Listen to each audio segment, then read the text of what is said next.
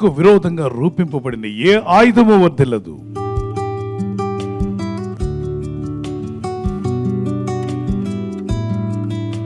అనేక ఆయుధాలు అపవాది విసురుతూ ఉంటాడు దేవుని బిడ్డల మీదకి. కాబట్టి నువ్వు భయపడకుండా ధైర్యంగా ఉండమని వాక్యం సెలవిస్తుంది. ఈ వాగ్దానాన్ని పట్టుకొని ప్రార్థించండి. ప్రభా, నాకు విరోధంగా రూపండి ఏ ఆయుధమైనా అది వర్ధిల్లకుండా దూరపరచమని.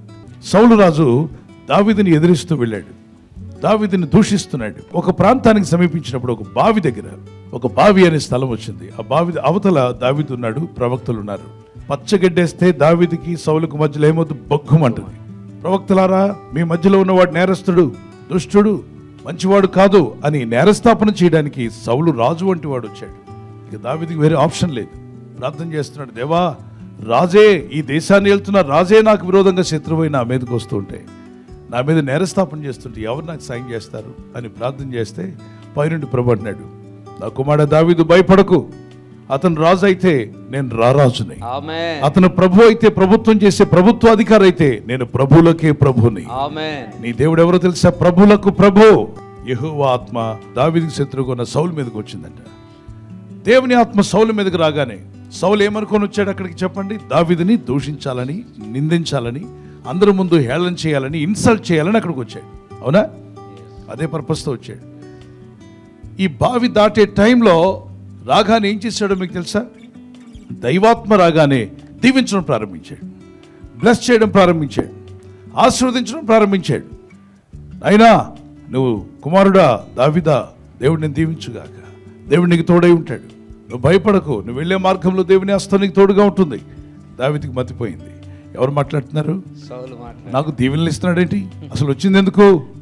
శపించడానికి వచ్చాడు, దూషించడానికి వచ్చిన వాడు ఏంటి నా పక్షంగా మాట్లాడుతున్నాడు? అయిలారా, మీరు దావీదుని ఏమనుకోకండి. దావీదు అంటే ఎవరు అనుకుంటున్నారు?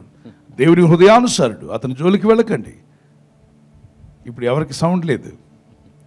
దావీదుకి ఆశ్చర్యం అనిపిస్తుంది. దేవుని పక్షంగా నువ్వు జీవిస్తున్నట్లయితే నీకు విరోధంగా రూపొందిన ఏ ఆయుధమైనా కూడా అది వర్ధిల్లకుండా దేవుడు దాన్ని క్యాన్సిల్ చేయగలడు. అందుకే ప్రార్థించాలి, ప్రభా, నాకు విరోధంగా, నా కుటుంబానికి విరోధంగా, మా ఆత్మీయ జీవితానికి విరోధంగా, మా సంఘానికి పరిచర్లకు విరోధంగా, ఆర్థిక విషయాలకు విరోధంగా రూపొందిన ప్రతి ఆయుధం కూడా ఏం చేయబడాలి? అది క్యాన్సిల్ అయిపోవాలి తండ్రి. మా మీద పలికిన శాపవచనాలన్నీ కూడా క్యాన్సిల్ అయిపోవాలి. అది మీరు ప్రార్థించాలి, అడగాలి.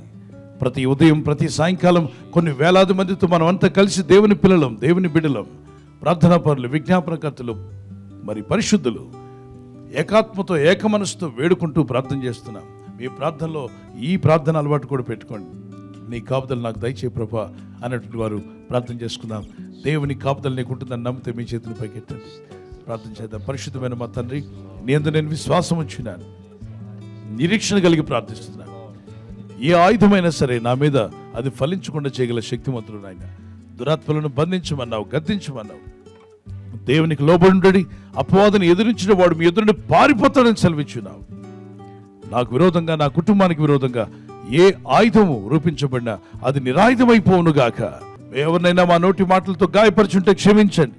నా ఆలోచనల ద్వారా, తలంపుల ద్వారా, నా ఊహల ద్వారా నీకు విరోధంగా ఏదైనా దోషం చేసి ఉంటే నన్ను క్షమించు ప్రభా. అపవిత్రాత్మలను, దురాత్మలను పారదోలండి. నీ ప్రజల జీవితాలను బాగు చేయనైనా, రక్షించండి, బాగు చేయండి. ఎవరి గృహాల్లో ఎటువంటి దురాత్మ ప్రభావం ఉన్నా అది ఇప్పుడే తొలగిపోనుగాక. చేతబడి శిలంగ శక్తుల యొక్క ప్రభావం కానీ, మంత్రతంత్ర కట్లు కానీ, అపవాది యొక్క శాపములు కానీ, మనుషులు శపించిన శాపవచనాలు అవన్నీ దేవుని పిల్లల మీద నుండి కొట్టివేయబడునుగాక. యేసుక్రీస్తు ప్రశస్త నామములో వీరందరికీ చక్కని నిద్ర దయచేసి తెల్లవారు లేచి కృపను మాకిమ్మని క్రీస్తు యేసు నామములో అడిగి వేడుకుంటున్నామా పరలోకపు తండ్రి. Amen, amen. Good night. God bless you.